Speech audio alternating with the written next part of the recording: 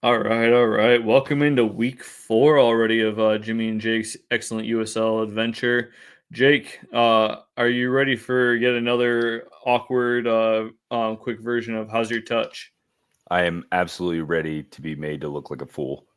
All right, so in modern day USL Championship, so going back to 2011, there have been 12 different champions, and with two of them doing it more than once. How many of the former USL champions can you name going back to 2011 in 30 seconds? On your mark, get set, go. Tampa Bay, Phoenix, Louisville, Colorado. I swear there's got to be like an MLS team in there. 10 I believe seconds. Real Monarchs won once, I believe. Five, And, 4, 3, oh, 2, I'm going brain 1. dead. All right. So the ones that you missed: San Antonio FC, Orange County SC, That's right. were the more modern ones. You missed New York Red Bulls 2. That was your That's right. MLS team. There was the Rochester Rhinos, um, and then Orlando City SC was the other one. So, but yeah, no, I mean there's like you mentioned, a couple MLS teams in there. Orlando being the one that's actually other than Louisville, the other team that's won the championship twice. But a nice little rich history we got started here. So, just wanted to start out with that. So, but you have the bulk of the games this week. So, where are you starting off our trip this week? So we're going to start off with Tulsa welcoming Sac Republic. Just real quick, um, just so my fandom can show a little bit that Real Monarchs championship never should have happened. They cheated in the Western Conference Finals. Douglas Martinez, you will never be safe in El Paso. You know what you did. You know what you did. All right. So we're headed to Tulsa. Sac Republic comes to town. Tulsa is the league's stingiest defense. Only one goal allowed in their 4 matches. However, they have only scored 3 goals in those 4 matches. Every one of their victories has been a 1-0 win. Sac got choked out throughout this entire match. No easy shots, 15 total, none on target. Not a lot really happened in this match, but I kind of want to wax poetically as someone who plays as a defender. Tulsa's back line, especially the center back, 6'5", Lamar Batista, and 6'3", Abdule. They like operate with a hive mind. It is some of the best team defending I've ever seen in this league. I know it's early in the season. The manager has these guys cooking. It's like you watch them play, and it's like a back 4, and they just rotate perfectly. Like they just contain other teams, and it's really, really, you'd think a 1-0 game, oh, whatever, blah, blah, but it is really, really cool to watch if you know what you're watching. Their defense is phenomenal. Pretty much every time Sacramento got in the box, they were man marked. Defenders are switching responsibilities seamlessly. The way, like I said before, the way they work, it's just the ball would come in, guys would move, another attacker would come into the box. They would almost instinctively, the South is coming out of me, would move, and then the other guy would come into cover. It was awesome to watch. So pretty much this game ends in the 87th minute. Arthur Rogers sends a clean corner in, and Taylor, I'm going to butcher this name, Calheta, rises up, heads it home. Game over. Sac got snuffed out. That's pretty much it for this game. But yeah, like I said, if you get a chance to watch Tulsa and you are able to appreciate good defending, that might be the team for you. 100%. I think and we'll talk about it later on with when we get into my Nate Steinwasser goalkeeper Gold Glove watch. But Johan Penaranda didn't even start this game for Tulsa. It was Brian Dowd who got the shutout. So they have a good defensive structure. It's not just about one player. So, yeah, definitely, definitely the Jose Mourinho club of the USL. All right, so for my first game, we're going to go to Loudon for the first time this year. They hosted Rhode Island at Segra Field. Segra Field is actually a soccer-specific stadium, 5,000 capacity, grass field, built originally when Loudon was formed as the USL Championship minor league club, if you will, for DC United. But anyway, this game, Loudon, honestly, a really great bounce back game for them. They had lost the week before, to Louisville City on the road, but coming home here against Rhode Island, the Eastern Conference champs, they get a 2-0 win. Abukura gets a goal in the 35th and then again in the 40th minute. So get the goals early. And then Louisville had a red card in the 67th minute. And then Rhode Island in the stoppage time. I think what did I have? They wrote down the 4th minute of stoppage time. But really, this game, Loudon had 2 on target, 44% possession. Rhode Island 5 shots, only 2 on target, 56% possession. Really, Loudon is showing that they're not just sort of like a hot start right now. They've had some really good results, and they look to sort of carry that momentum forward as we go into the rest of the season here. My quick note hitters this week for each team as we move forward. Loudon, their next match for the USL Jaeger Cup, and Jake and I will do a special about this later on, just sort of highlighting some of the format and some of the talking points on this. But the USL Jaeger Cup, which combines the League One and the Championship teams for a tournament. Loudon will be playing Lexington in the USL Jaeger Cup on April 26th, and then Rhode Island actually plays Westchester of League One on April 27th. So that does it from Loudon. Jake, where are we going next? I got a quick question. Is Rhode Island playing Maxi as a false 9? Is he a 10? Like what is he doing for them? I keep seeing the FOT Mob and they have him as like a center forward on FOT Mob. He does play advanced, but that's where he played for Detroit. He was almost creating, like that's why he ended up with a lot of goals. I think he just naturally floats that way. I don't know that he naturally is fitting in right now because last year with the way Rhode Island was sort of constructed, like Fuson was the guy that was the forward creator, even though he was more of a wing player. He was like more of the ball dominant guy, and now like with Maxi being ball dominant, it's sort of thrown off the rhythm a little bit. And I think there's enough talent there that they're going to figure it out, but it's just taking a little time. And obviously they're also going to be thrown off too, because you got to remember their stadium is being opened for the first time this year. They're going to be on the road for a little bit to start the year.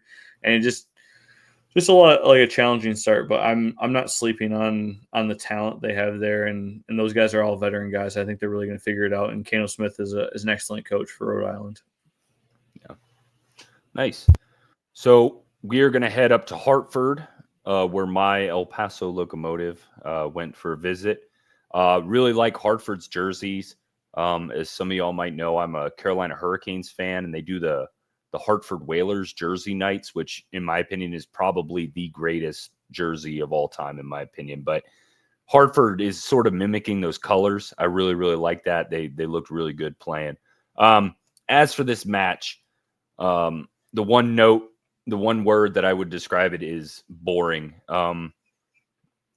I'll try to be as professional as I can when explaining this next point. Professional, yes. Please. I would try for to be our sake, please be professional, yes. Yes. Andy Cabrera is not a starter. He is fine as a sub, in my opinion.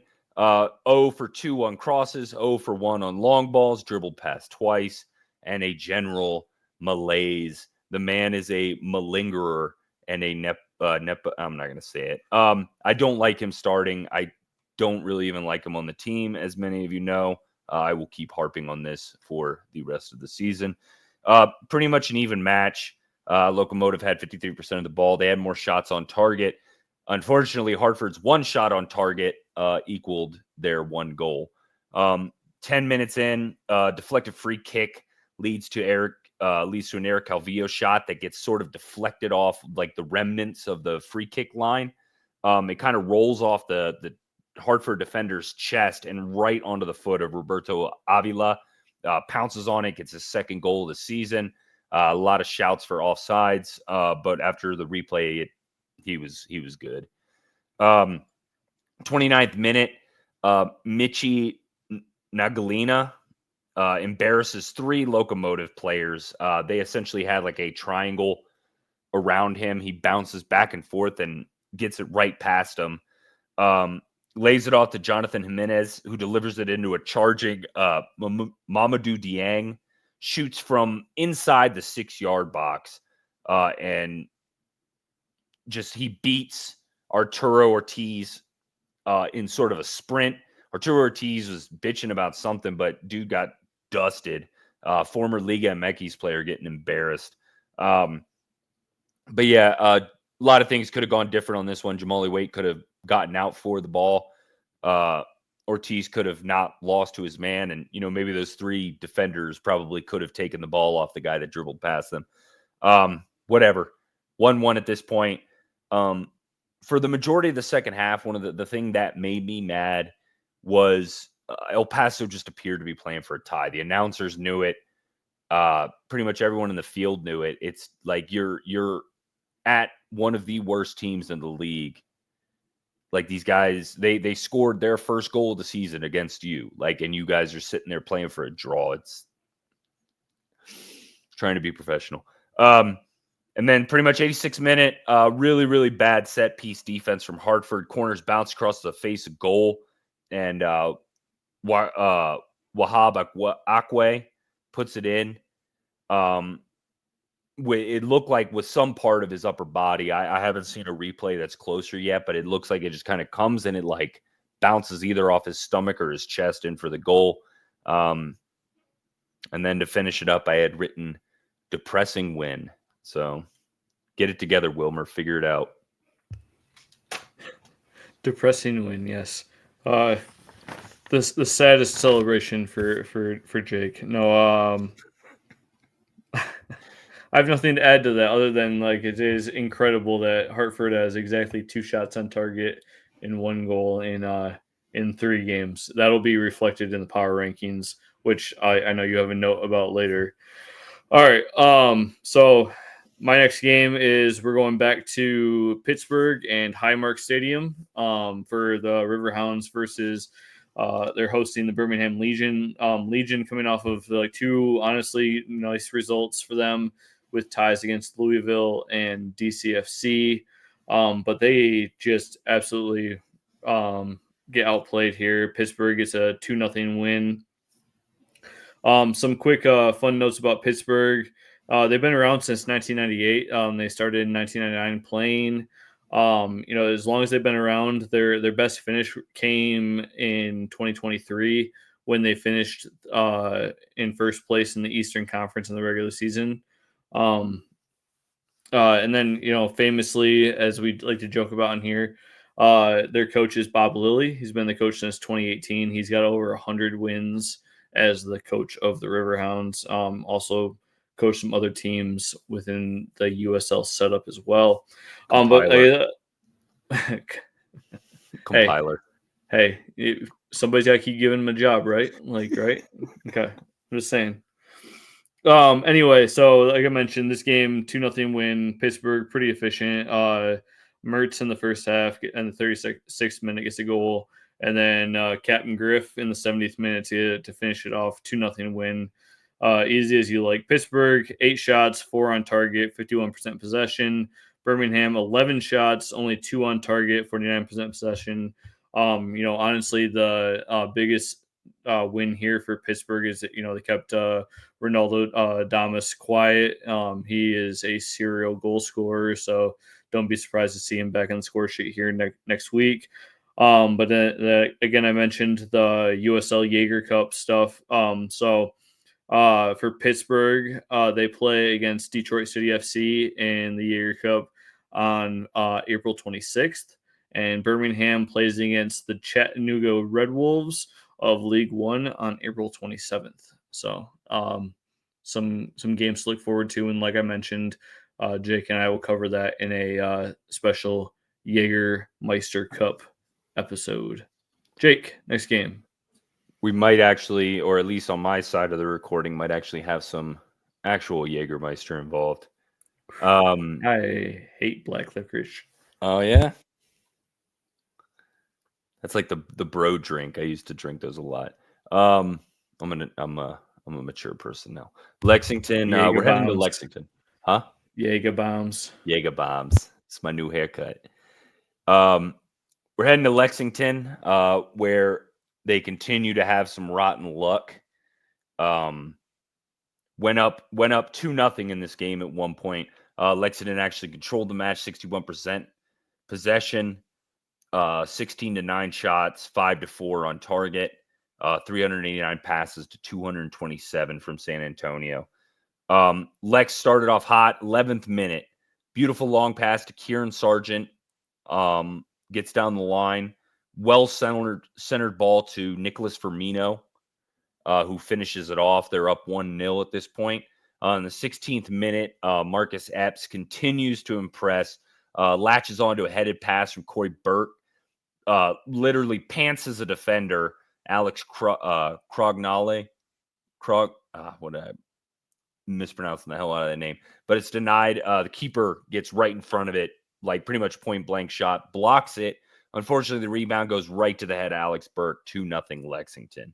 That attacking group for Lexington is actually really fun to watch. I talked about Marcus Epps in the last episode. It's been super fun to watch him play this season. So in the 22nd minute, we're all gonna slow down for a second, right? And we're gonna talk about this goal from Jimmy Madronda. Did you see this goal, Jimmy? I have not. I've been waiting. I wanted you to like walk me through it. So it's like I wanted like the preview before I watched the movie. Yeah. Like, tell me about it, please. So, defensive midfielder guy is always moving, recovers the ball off a bad pass, he's on the left side of the field, cuts onto his left foot, and with the outside of his foot, hits it Roberto Carlos style and curls it top bins, right side. It was just a gift from the gods. It was fantastic. You know, you guys can, maybe it's my biases again. You guys can talk about the Phoenix goal against El Paso all you want. I'm still convinced that was a fucking accident. This goal is beautiful. Just curler, top bins, super good. Still 2-1 Lexington. So we get into the 27th minute. We can speed this back up. San Antonio fires a long ball into the box and gets awarded a PK after what I believe is a flop by Diego Pacheco. Like an arm goes up, the guy just kind of kicks his hands up, flops. But they're awarded the penalty. Jorge Hernandez buries it 2-2, tied up. So nothing's really happening for the going into the second half until the 83rd minute. Madronda gets an assist this game. Just absolutely beautiful assist to Jake LaCava. Super control. Chests it, moves it, volleys it off his chest for a goal. San Antonio's really talented in the attacking options. Those like LaCava is really good. They've been fun to watch. It's going to suck when Locomotive plays them, and that is going to do it for this game. Oh yeah, I mean, I like what Lexington's put together. But to your point, yeah, like San Antonio might be legit, good, like back. Yeah, they're back this year for sure. Really good. All right, so little home biases in the middle here. I'm gonna talk about the game that I attended in person on Saturday. I took the road trip down to Louisville for the Louisville City FC game versus Detroit City FC. Some quick hitter about Louisville City. So the club was founded in 2014, and they were actually back-to-back USL Cup champions in 17 and 18. Like I said, they're the only other team that has won more than one championship in the quote-unquote modern version of the USL Championship is Orlando City with 2 in 11 and 13. And then their head coach is Danny Cruz. He was the assistant head coach from 18 to 21. He's been the head coach since 21 to present. A very good coach, well respected in the USL. I got to mention, attending this game in person, the stadium blew away my expectations for what USL stadiums should be. It is just a really, really, really classy setup and a great experience, a great fan experience. I have nothing but positive things to say. Everyone there was really great. The fans were even great. There's obviously the fun competitiveness of playing against a team like that, but they were also, hey man, welcome to Louisville. Everyone was really cool. So nothing but good things to say about my experience there. The game itself, however, Louisville does what they've been doing. They're showing their class once again. There's a reason they set points records last year. They have a very, very talented team come out here with a 2-0 win. Serrano, who again could be one of the best attacking players in the league this season, gets a goal in the 20th minute, and then Wilson the 77th minute, and then Lambert with an unlucky red card in the 84th minute for Louisville. Didn't matter. They saw the game. Louisville had 10 shots, 5 on target, 41% possession. DCFC 9 shots, 4 on target, 59% possession. But the possession that DCFC had was largely just around like the halfway line. Louisville had a really good press they put on that made Detroit City play negatively a lot. And honestly, they're really missing a player like Maxi Rodriguez to be that attacking forward to link it to the forwards. I would argue that our forwards are better than we've had in a long time, but we're really missing that link up play, and largely we didn't have a lot of good ideas for most of that game. So hats off to Louisville. Deserved win. Their USL Jaeger Cup first match is on April 26th against the Richmond Kickers of League One. And as mentioned earlier, DCFC plays against the Pittsburgh Riverhounds on April 26th. Jake, next game for you. So, you forced me to watch this one after you'd watched them the past 3 weeks. So, Yes, I did. We're headed to Miami to Pitbull Yes, Stadium. I did. Oh, you suffer. You suffer this. Listen, I felt like I was not really being that mean, but I was talking with some people at the game on Saturday, about from both Louisville and Detroit about watching Miami games and just how miserable of an experience. They even mentioned the color of the field isn't right. How was it for you?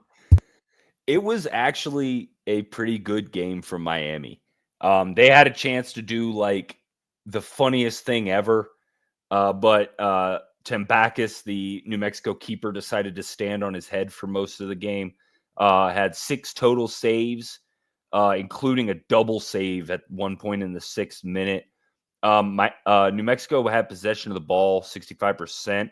Miami actually had 17 shots to New Mexico's 9. New Mexico actually was pretty sloppy during this game. And Miami was actually pretty sharp on the counterattack, creating chances. But yeah, like I said, Tambakis was able to stand on his head. We get to the 70th minute, and ball gets played out wide to Luiz Fernando Nascimento, a Brazilian winger, who shoots a pass at charging Bill Hamid, who actually had a pretty good game himself. The former Memphis man appears I feel bad about this note. I feel bad. The former Memphis man appears to yell at all 20 fans in attendance. Come on now. I don't know why he was so mad or who he was yelling at, but Hey, like in the replay, he's like yelling at like the 10 people that are at the halfway line. that is such an exaggeration. There couldn't have been more than 3 people there. Come on. It looks so depressing. And every time someone changes direction or makes a slide tackle, you see the rubber pellets go like 8 feet up in the air. And it's just a bad situation. And maybe if Messi never showed up, maybe if Messi got cold feet and went back to Barcelona or went somewhere else, like there might have been a chance, but it's just such a bad situation, man.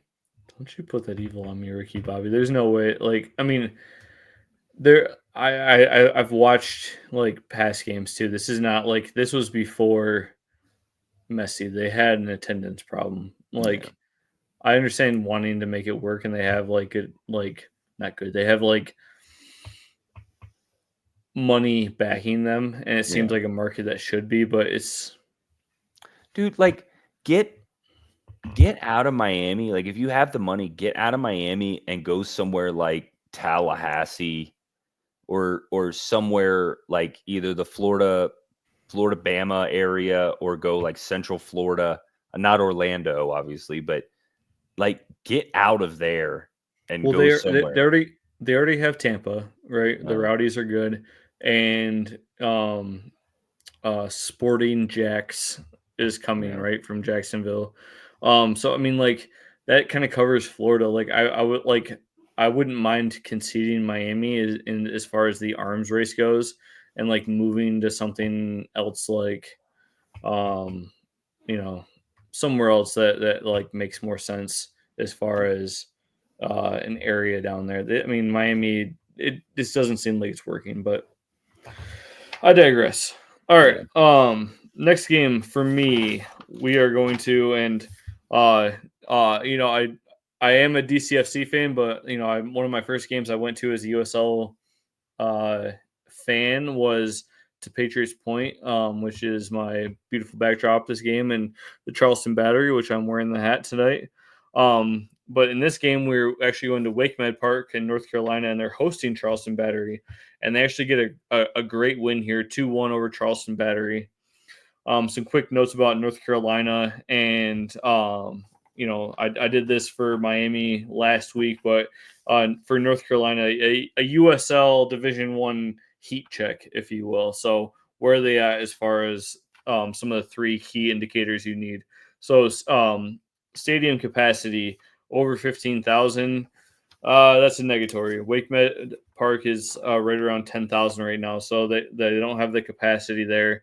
As far as market goes for you know, that part of the country, they do actually meet the mark for that 75% of the 1.1 or the $1 million or 1 million people in that area for that market. And then as far as ownership, they do have a primary owner that's worth enough money to be considered D1. So things to consider as we talk about promotion and relegation coming up in the next couple of years. But in this game, like I mentioned, North Carolina, a great result. Conway gets a goal in the 24th minute, and then Smith an own goal against Charleston. North Carolina goes up 2-0 going towards halftime, and then right before halftime, Cal Jennings, who I mentioned, one of the more prolific goal scorers in the USL Championship this season for Charleston, gets a goal on the board in stoppage time. But that's it as far as goals for this game. You know, North Carolina, only 7 total shots, 3 on target, 35% possession. Charleston, 12 total shots, 3 on target, 65% possession. Just couldn't get that, you know, that second goal to sort of propel them in the second half onto sort of chasing a win here. North Carolina, you know, are really an awesome win for them. Really going to sort of move them up the rankings here. Charleston, you know, that's the second loss in 3 games for them. So a tough loss for them. As far as we're talking about USL Jaeger Cup, North Carolina actually plays against Charlotte Independence from the USL League One. on April 25th, and then Charleston plays against FC Naples of League One on April 26th. So, Jake, next game for you. Mike was down at FC Naples, wasn't he? I thought so. Yeah, I thought he was down there for like a trip. He had talked to somebody down there, but yeah, it's cool. He's always drumming up some cool interviews. Definitely worth a follow on his Substack or Rooster and the Villain. He's got lots of really, really cool interviews out there. Yeah, definitely. So we are headed to Monterey Bay. They took on Phoenix Rising and won 3-1. Main note, Monterey Bay is fun. If you get a chance to watch this team, watch this team. Monterey Bay held 55% of the ball with 17 shots, 8 on target. This was just an overall rough match for Phoenix, a lot of frustration.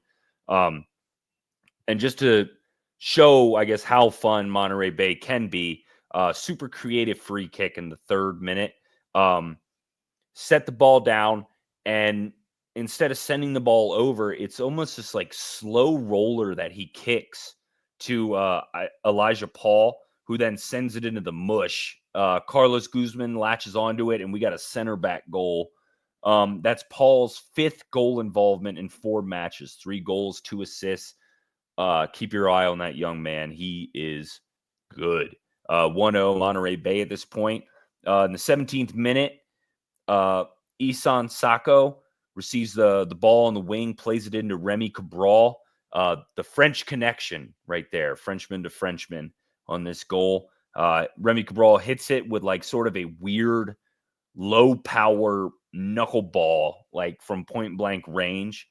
Little note about Sako. He's been very, very impressive since arriving from Swiss outfit Thun. 1 goal, 2 assists in 4 matches this season. Phoenix with those 2, like I said, the French connection up top. If they're not using it, I'm going to copyright it. You guys can send me some dough. 1-1 tie game at this point. In the 67th minute, sort of it was off a throw-in. Phoenix's captain, Papa Marboye, drags down Paul and receives his 2nd yellow. So Phoenix goes down to 10 men at this point. And literally in the ensuing free kick, Monterey Bay makes him pay. Adrian Rebel, I would keep wanting to say it's Spanish, Rebellar, but it's Rebelar is how they pronounced it in the broadcast. Grabs a weak headed clearance and puts it into the bottom corner. 2-1 Monterey Bay at this point. In the 75th minute, Phoenix has a chance, but Nico Campuzzo has just a crazy reflex save, kind of drops, ball comes up, and he barely gets his hand up and smacks the ball up. Really, really, really good save. In the 68th minute, Paul gets brought down by Carl Saint. Just a total weird situation. Like Paul is laying on the ground, sort of like on his stomach, and I guess Saint's mad about the thing, and he comes by and sort of brushes his head with the side of his foot as he walks by, and Paul just immediately sells it, like, starts complaining, takes a sack. Monterey Bay's bench sort of erupts, and the ref gives Saint a straight red, violent conduct. Just dumb. Another one of those dumb red cards. I don't know what you're thinking, but if you make any sort of contact, especially with a head with your foot, like they're gonna sell it and you're gonna go off. And then in the 73rd minute, cross gets played in by former Locomotive Miles Lyons to Horup, who heads it in. Miles has 2 assists in 3 matches this season. Maybe Locomotive could have used that. Very happy to see him shining, especially on a team as fun as Monterey Bay. Monterey Bay stays hot, wins this one 3-1. Nice, yeah. They definitely been flying up the Western Conference, honestly, and I think that reflects in your power rankings that you got this week, and that'll be out with this video. So check those out. All right, so my last game, It is the only crossover game I had this week with Western Conferences. Indy 11 against the champions Colorado Springs Switchbacks. This game is Indy's home opener. They ended up losing 2-3 to Colorado Springs. Quick notes about Indy. They play at Michael Carroll Stadium, the Mike, if you will. It's a track and soccer stadium, kind of an awkward looking venue, but it's just because it's longer for the track. But it's got 12.1 thousand capacity, host soccer and track as well, and it's a turf field.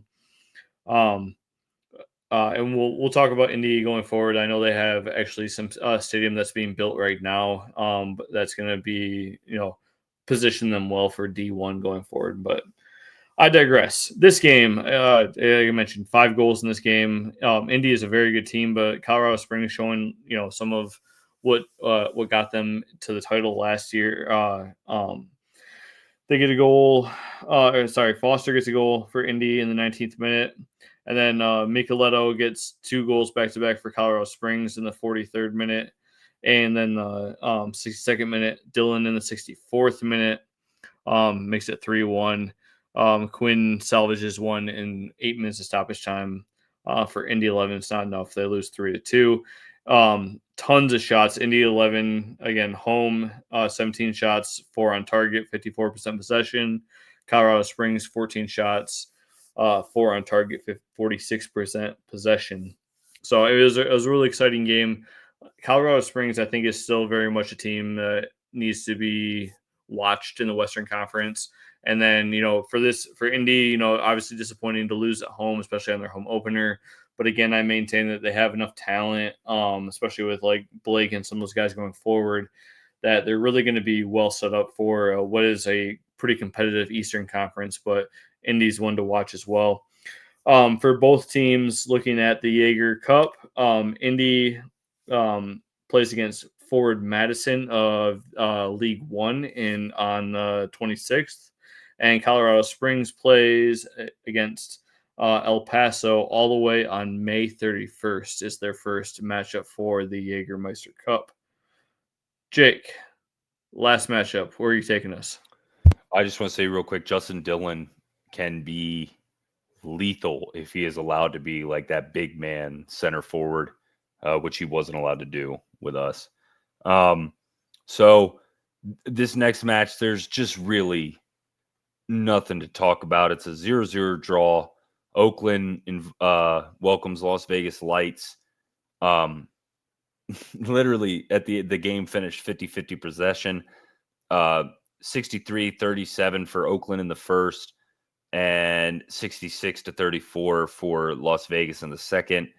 6 shots for Oakland, 11 shots for Las Vegas. Neither keeper was really tested. Kendall McIntosh for Oakland had 3 saves. Raiko Arozarena for Las Vegas had 1 save.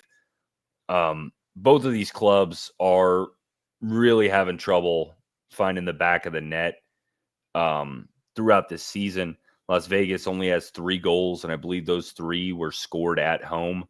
No away goals. Oakland has 5 goals to their name, but they've also given up a lot.